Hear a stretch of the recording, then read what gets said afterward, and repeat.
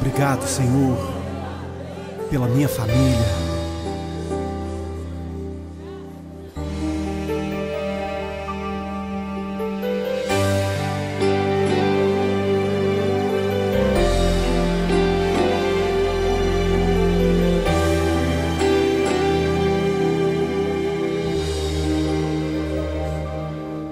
Te agradeço pela minha família e por tua presença no meu lar. Te agradeço pelo pão de cada dia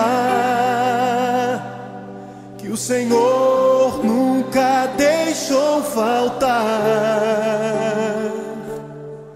Te agradeço pela nossa harmonia.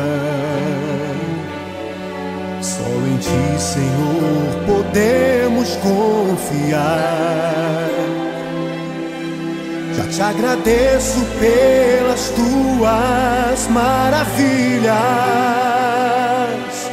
e os milagres que ainda há de operar. A minha família é bênção do Senhor. Me ensina a tratar minha família com amor. Edifica minha casa para o Teu louvor. A minha família é um presente do Senhor.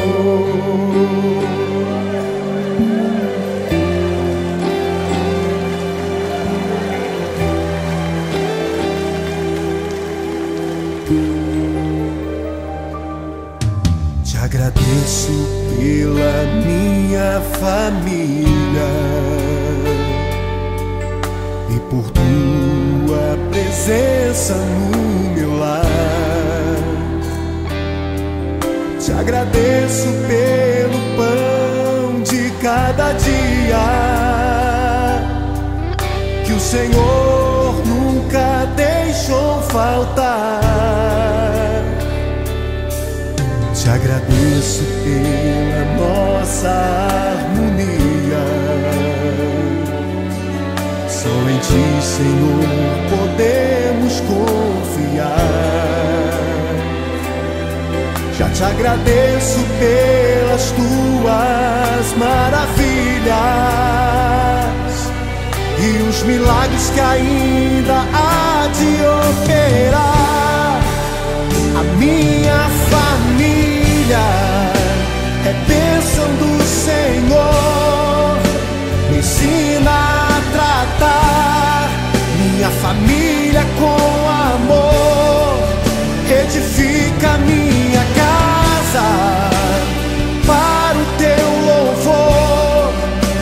A minha família é um presente do Senhor. A minha família é bênção do Senhor.